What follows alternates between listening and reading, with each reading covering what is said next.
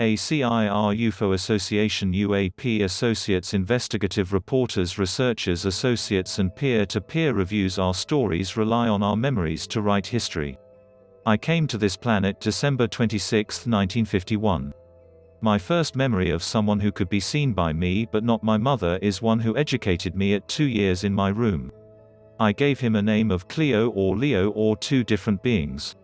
This was a small being, and I still have memories of this as I was trained to learn. This became a way of life.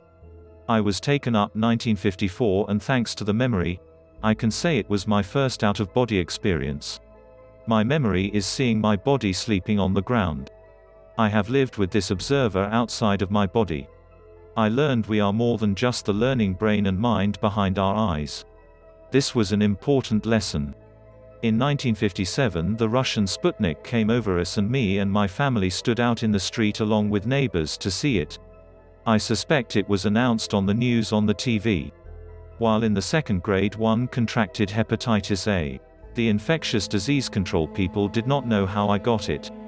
No one in my school or city had contracted it. I died and saw angels during the blood cleaning when I had turned yellow. The hospital in Monroe, Louisiana did bring up from New Orleans, Louisiana, one of the first dialysis machines.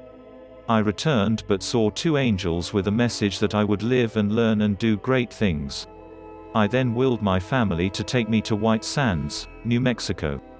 I campaigned over a year. The whole time I could not walk due to weakness.